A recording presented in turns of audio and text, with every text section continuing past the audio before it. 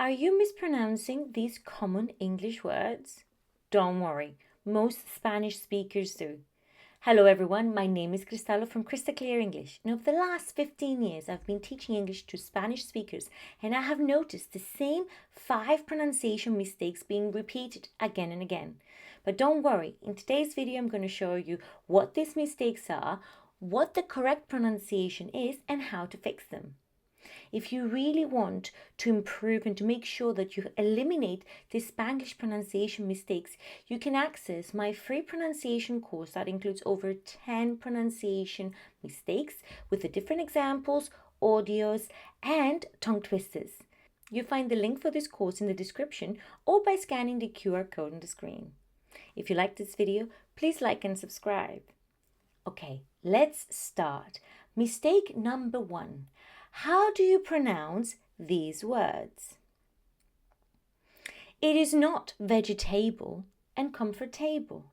No, they are vegetable and comfortable. Vegetable and comfortable. Now, why do we make these mistakes? One of the reasons is because people see the word table and assume that the pronunciation is going to be exactly as the word table. You see, in table, the able is the stressed syllable, and for this reason is pronounced like that, able. But in these two words, vegetable and comfortable, able is not the stressed syllable, and so the pronunciation changes. And what happens? It becomes vegetable and comfortable. The same thing happens with other words like available, very important word, disponible in Spanish, available, or believable. Now, how do you pronounce these two words? They are not mountain and certain.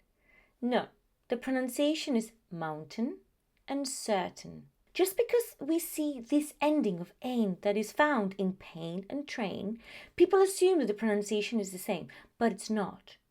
In the longer words, you will notice that that ending is not the stressed syllable, and so the pronunciation changes. So instead, the pronunciation is mountain and certain. Similar words to that are captain or fountain. Mistake number 2. How do you pronounce these two words? It is not al-weis and almost, or at least in British English. In British English, when you find the letter A and L together, most of the times the pronunciation is that of all. For example, all, call, tall, fall. So be very careful because the pronunciation is not always, it's always, almost, already, install, never install. Mistake number 3. How do you pronounce these two words? It is caught and bought. In this situation, what we find is silent letters. In English, when there are a lot of consonants together that are difficult to pronounce, it's very often that they become silent. In this situation, the silent letters are the G and the H. So what we say is caught and bought. The same thing happens for words like fought, daughter, thought. How do you pronounce these words? The pronunciation is doubt and debt. You see, again, with these two consonants, the B and the T, and also the P and the T, the combination can be very difficult to pronounce. And for this reason, we only pronounce the letter T. That's why we say doubt, debt, or for the PT combination, receipt. Never receipt. Mistake number 4. How do we pronounce these two words? The pronunciation is hit and heat. Often, but not always, when we have two vowels together, the pronunciation can be longer. Now be careful. This is not something that is consistent in English.